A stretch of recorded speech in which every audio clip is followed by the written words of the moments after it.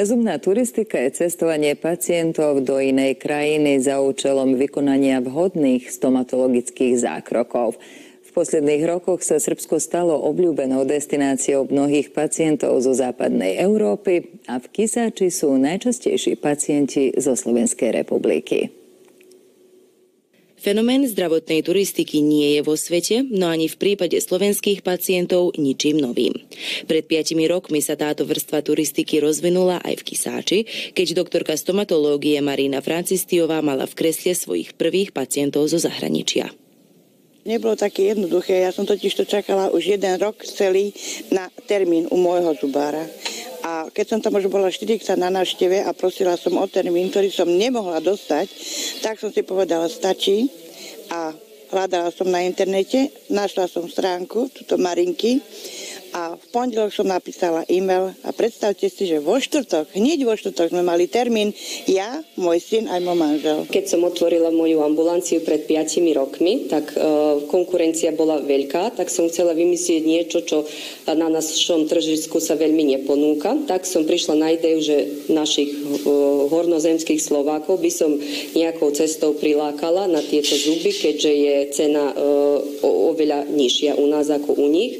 Tak som to začala tak prostredníctvom Facebooku a potom sa to rozšírilo. Môj prvý pacient a momentálne veľmi dobrá kamarátka, ako aj mne, tak aj celej rodine, bola z Bratislavy, Monika Kubová. Ona bola tá prvá, ktorá rozbiela ten ľad, prišla do kresla, váhala aj ona, ako aj všetci, čo váhajú, keď prídu.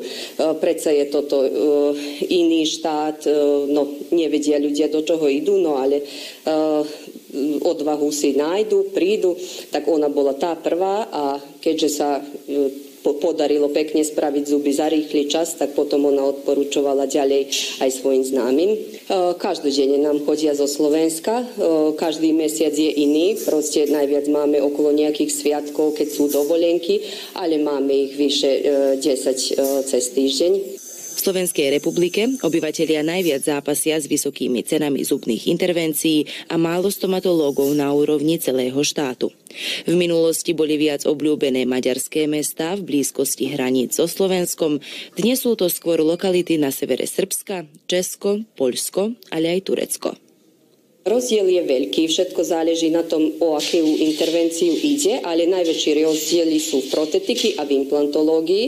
Na Slovensku je to aj 3-krát drahšie, takže im sa oplatí tu pobudnúť, ísť do našich reštaurácií na nejaké naše znamenitosti, byť tu, spraviť si zuby a predsa im len vo vrecku zostane. Dozvedeli sme sa z Instagramu od mojej dcery, ktorá sa tým trošku tak zaoberá, že by chcela pani doktorke pomáhať. Takže my už máme dlhšie zuby urobené, doniesli sme sestru so švagrom, ktorí tiež budú mať za chvíľočku krásne zúbky. Myslím si, že tu ľudia v Srbsku sú úplne iní, takí prívetivejší, milší. Čo sme boli prekvapení, Marinkiny rodičia, to veľmi pohostinný, ústretoví. Takže ako taká komunita slovenská sme ani nečakali, že tu je. A krásne slovensky rozprávajú, aj v potravinách sme sa stretli s veľmi milými ľuďmi. Takže asi tak. Myslím si, že veľmi prinášame k tomu, lebo ľudia sú fakt zaskočení. Keď prídu, tak sa spoznávajú s tým, že my rozprávame po slovensky, školujeme sa po slovensky, tak všetko im je to veľmi divné, ale pozitívne sú prekvapení. Potom si tento Kisáč dodatočne vyštudujú, chodia na rôzne podujatia, ktoré sa konajú v Kisáči.